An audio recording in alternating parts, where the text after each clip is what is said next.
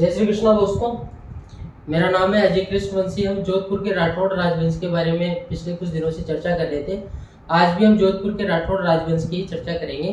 तो बिना time waste किए चर्चा को प्रारंभ करते हैं। आज हमारी चर्चा का दोस्तों पहला शासक है अभय सिंह। क्या नाम है भाई? अभय सिंह।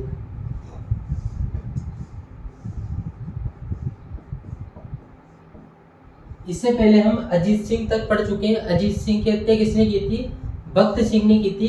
और किसके कहने पे की थी? अभय सिंह के कहने पे की थी। यानी कि अजीत सिंह की हत्या के उपरांत अभय सिंह, जो कि अजीत सिंह का ही पुत्र है, वो जोधपुर रियासत का नया शासक बनता है। 1724 में हत्या की थी, तो 1724 में ही यह शासक बनता है और 1749 तक ये जोधपुर रियासत का शासक रहता है। दोस्तों, अभय सिंह के शासनकाल के दौरान क्या खास बात रही, उसकी चर्चा हम करना चाहेंगे। अभय सिंह के शासन काल के दौरान इसका एक जो मंत्री था या फिर इसका जो एक हाकिम था, जिसका नाम है दोस्तों गिरधारी दास। गिरधारी दास के कहने पर खेजड़ली ग्राम, जो कि जोधपुर में ही पड़ता है, खेजड़ली ग्राम जोधपुर में पेड़ों की कटाई के आदेश दिए गए। कुछ फर्नीचर वगैरह बनाना होगा, इस वजह से पेड़ों की कटाई के आदेश दिए गए। लेकिन दोस्तों, खेजड़ली ग्राम की जो विश्नोई संप्रदाय के लोग थे, वो पेड़ों को काटने के विरुद्ध हो गए। उन्होंने पेड़ों को काटने से जोधपुर रियासत के जो भी नुमाइंदे आए थे उनको मना कर दिया। लेकिन जोधपुर रियासत के जो नुमाइंदे आए थे, जिनको आदेश था, फरमान था, किसके द्वारा? गिरधारी दास के द्वारा। और गिरधारी दास से भी ऊपर अभय सिंह के द्वारा उनको फरमान था। वो अपने राजा तथा हाकिम की आदेश की पालना के लिए प्रतिबद्ध थे। इस वजह से दोस्तों क्या होता है, खेजड़ली ग्राम में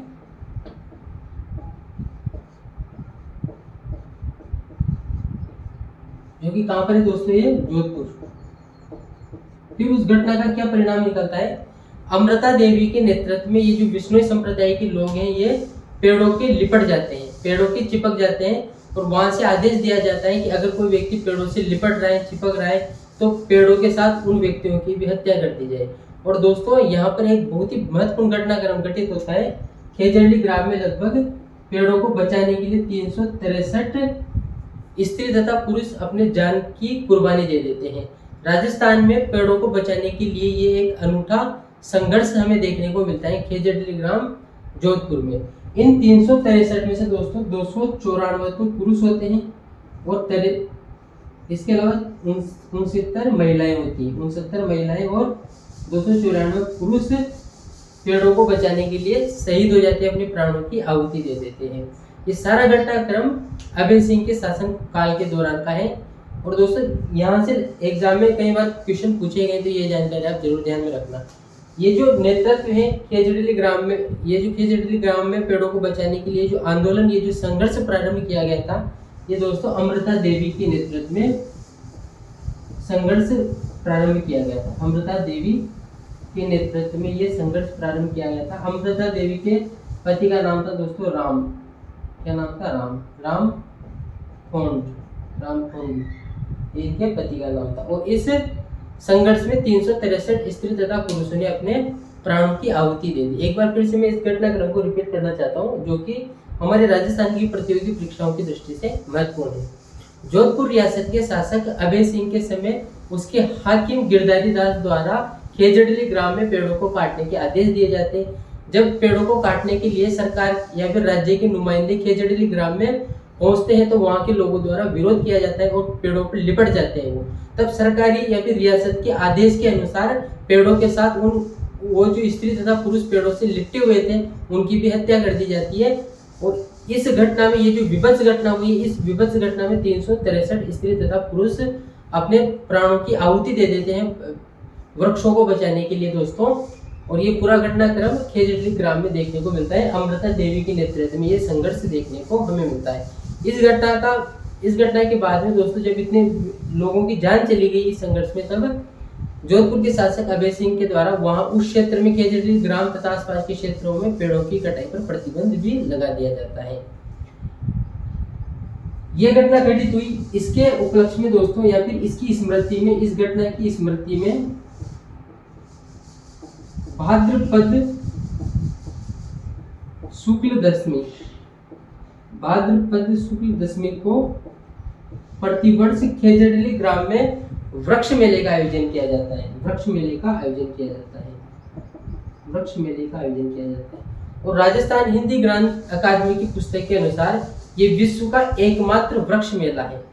खेजड़ली ग्राम में ये जो संघर्ष हुआ था और ये जो लोगों ने प्राणों की आहुतियां दी थी, इनकी स्मृति में ये जो भाद्रपद शुक्ल दशमी को ये जो मेला आयोजित किया जाता है दोस्तों, ये विश्व का एकमात्र वृक्ष मेला है, ऐसा हिंदी ग्रंथ अकादमी में लिखा हुआ है, जो कि भारत तथा राजस्थान सरकार की प्रमाणिक पुस्तक भी है।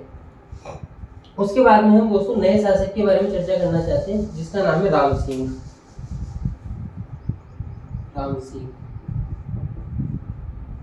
राम सिंह ने दोस्तों 1749 से 1751 तक शासन किया। राम सिंह के शासन से इतने अधिक परेशान थे मारवाड़ के सरदार कि वो इससे परेशान होकर जो भक्त सिंह था, भक्त सिंह कौन है दोस्तों, अभय सिंह का भाई है, जिसने अपने पिता की हत्या की थी। यानी कि राम सिंह के शासन काल से या फिर राम सिंह के शासन से मारवाड़ के सरदार इतने अधिक परेशान हो गए थे कि वो भक्त सिंह की शरण में चले गए कि वे किसी भी प्रकार से राम सिंह को जोधपुर रियासत के शासन से हटाना चाहिए। यानी कि मराठा सरदार इससे परेशान हो जाते हैं। मराठा सरदार क्या, मारवाड़ के सरदार है, सामंत, मारवाड़ के सरदार या फिर सामंत जो भी कहें, कहाँ पे चले गए, भक्त सिंह के पास चले गए। और भक्त सिंह अभय सिंह का ही छोटा भाई है। तब दोस्तों भक्त सिंह तथा राम सिंह के मध्य जालोर परगने को लेकर विवाद हो जाता है। जालोर परगने को लेकर विवाद हो जाता है। जालोर परगने को लेकर संघर्ष की स्थिति आनी पड़ती है। तब दोस्तों राम सिंह के द्वारा मराठा सरदार जयप्पा सिंधिया का साथ लिया जाता है। जयप्पा सिंधिया, मराठा सरदार जयप्पा सिंधिया का इसके द्वारा साथ लिया जाता है। जबकि जो भक्त सिंह है, ये मराठा सरदार होलकर को अपने साथ में ले लेता है। होलकर की सहायता, राम सिंह मराठा सरदार जयप्पा सिंधिया की को अपनी सहायता के लिए आह्वान के लिए बोलता है, जबकि दोस्तों भक्त सिंह मराठा सरदार होलकर को अपनी सहायता के लिए बोलता है। ये युद्ध लड़ा जाता है और इस युद्ध में दोस्तों निर्णायक तौर पर किसकी विजय होती है, भक्त सिंह की विजय होती है। विजय के उपरांत भक्त सिंह राम सिंह को जोधपुर की गद्दी से हटाकर वहां का शासक बन जाता है। यानी जोधपुर रियासत का अब नया शासक कौन बनेगा दोस्तों, भक्त सिंह बनेगा। इसके बारे में भी लिख लेते हैं। भक्त सिंह कब से कब तक शासन किया, 1751 से 52 तक इसने शासन किया। क्या खास बात है दोस्तों भक्त सिंह के बारे में, उसकी चर्चा हम करना चाहते हैं। पहले इंपॉर्टेंट बात तो यही है कि मराठा सरदार होलकर की सहायता से इसने जोधपुर की गद्दी प्राप्त की। यानी कि जोधपुर रियासत का शासक किसकी सहायता से बना, ये मराठा सरदार होलकर की सहायता से बना। और किसको हटाकर बना, अपने भतीजे राम सिंह को हटाकर जोधपुर का नया शासक बनाए। इसके अलावा दोस्तों दूसरी खास बात यह है कि भक्त सिंह द्वारा अपने पिता अजीत सिंह की हत्या कर दी गई थी। किसके कहने पर, अपने बड़े भाई अभय सिंह के कहने पर।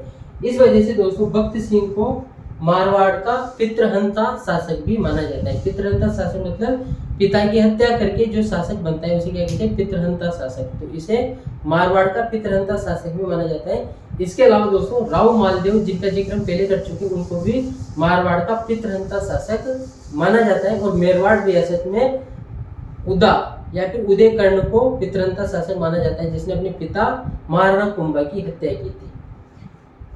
3 शासकों के बारे में दोस्तों हम चर्चा कर चुके हैं। अब हम आज की हमारी चर्चा के अंतिम शासक विजय सिंह के बारे में चर्चा करना चाहते हैं।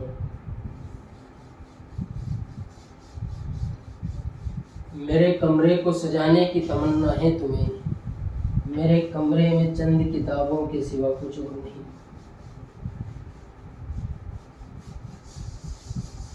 अब हम दोस्तों चर्चा करना चाहते हैं विजय सिंह की। इसकी चर्चा करना चाहते हैं, विजय सिंह की चर्चा करना चाहते हैं। विजय सिंह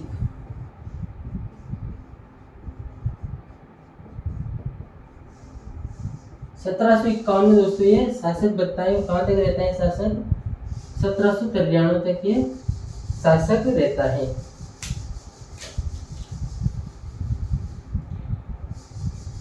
विजय सिंह के बारे में दोस्तों क्या खास बातें हैं। विजय सिंह किसका पुत्र है? ये भक्त सिंह का पुत्र है। ये किसका पुत्र है? ये भक्त सिंह का पुत्र है। ये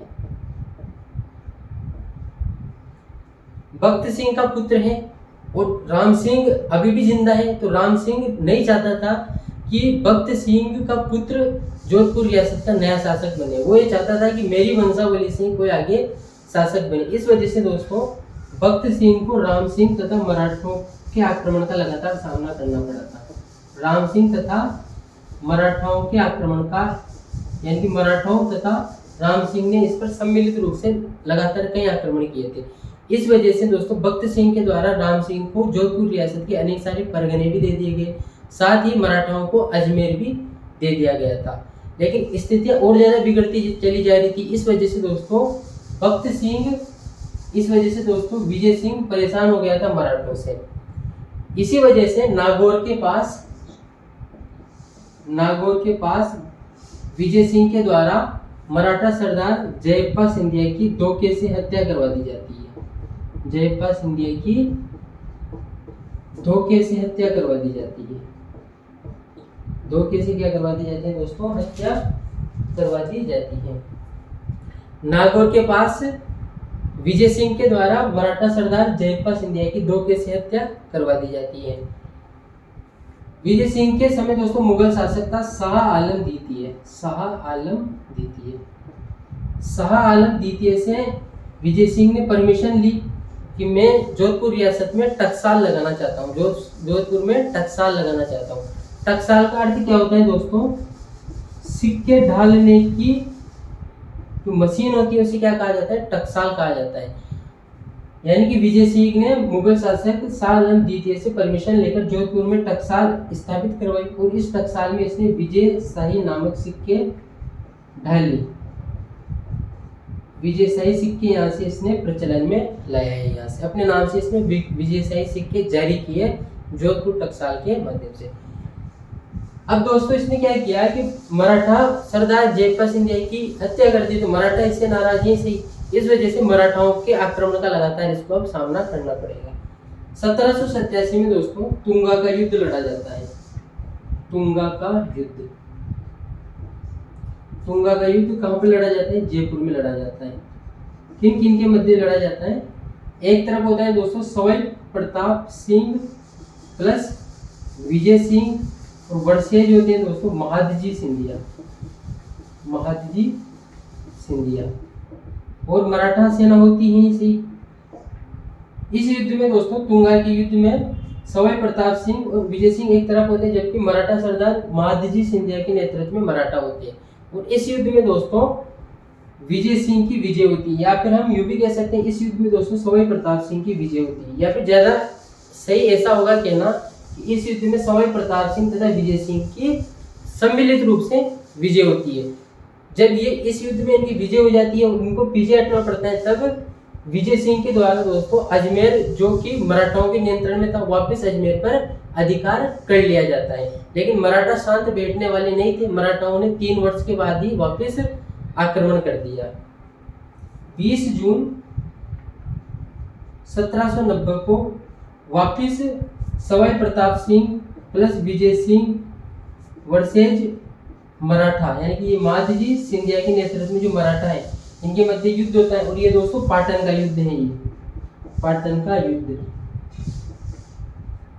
कहाँ पर हुआ था? जयपुर में हुआ था। इस युद्ध में दोस्तों मराठाओं की निर्णायक तौर पर जीत होती है और विजय सिंह तथा सवाई प्रताप सिंह के नेतृत्व वाली जोधपुर तथा जयपुर रियासत की सेना की हार होती है। और जब हार हो जाती है तो वापस मराठाओं के द्वारा अजमेर पर अधिकार कर लिया जाता है। वापस उन पर अजमेर पर अधिकार कर लिया जाता है।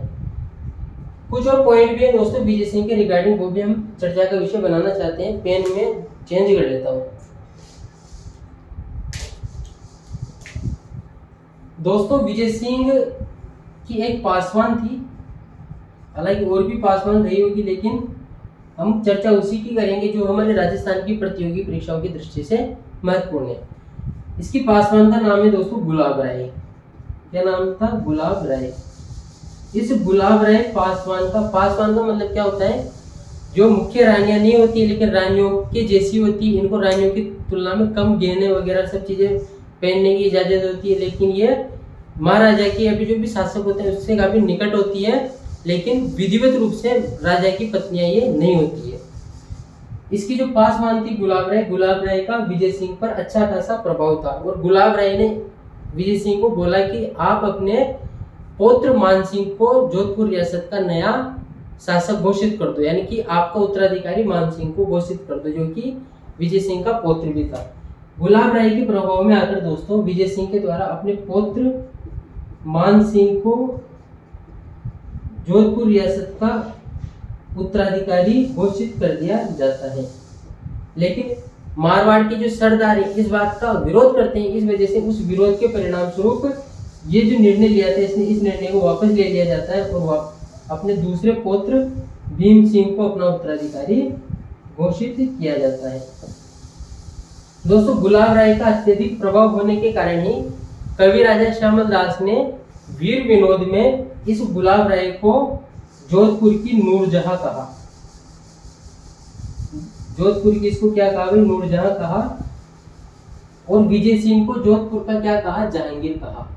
विजय सिंह को जोधपुर का क्या कहा इन्होंने, जहांगीर कहा। और गुलाब राय को जोधपुर की क्या कहा दोस्तों इन्होंने, नूरजहां कहा। तो ये बात भी आप विशेष रूप से ध्यान में रखना। क्या डिस्कस किया हमने, विजय सिंह की पासवान थी जिसका नाम है दोस्तों गुलाब राय। गुलाब राय का विजय सिंह पर अत्यधिक प्रभाव होने के कारण विजय सिंह ने अपने पौत्र मान सिंह को अपना उत्तराधिकारी घोषित कर दिया। इन सभी कारणों की वजह से ही कवि राजा श्यामल दास ने वीर विनोद में विजय सिंह को जोधपुर रियासत का जहांगीर कहा है, तथा इसकी जो प्रेमिका थी, इसकी जो पासवान थी गुलाब राय, उसको जोधपुर की नूरजहां के नाम से संबोधित किया है। ये जानकारी आप जरूर ध्यान में रखना। बाकी दोस्तों विजयशाही सिक्के चलाई, ये जानकारी भी आप ध्यान में रखना। और ये पाटन का युद्ध और एक और कौन सा, तुंगा का युद्ध, इनकी जानकारी आप जरूर ध्यान में रखना। दोस्तों आज हमने जोधपुर रियासत के 4 शासकों के बारे में चर्चा की है। सर्वप्रथम हमने चर्चा की है दोस्तों अभय सिंह के बारे में, उसके बाद में हमने राम सिंह के बारे में चर्चा की है, उसके बाद में हमने भक्त सिंह के बारे में चर्चा की है, और अंतिम रूप से हमने विजय सिंह के बारे में चर्चा की। उम्मीद करता हूं दोस्तों ये जो पर्टिकुलर क्लास है आप सबको आपके कॉम्पिटिटिव एग्जाम में निश्चित तौर पर फायदा पहुंचाएगी। अगर आपने लेक्चर को शुरू से अंत तक देखा है तो थैंक यू वेरी मच, धन्यवाद। इसके बाद में हमारी मुलाकात होती है नेक्स्ट लेक्चर में जोधपुर रियासत के ही कुछ अन्य महत्वपूर्ण शासकों को लेकर। थैंक यू वेरी मच, धन्यवाद।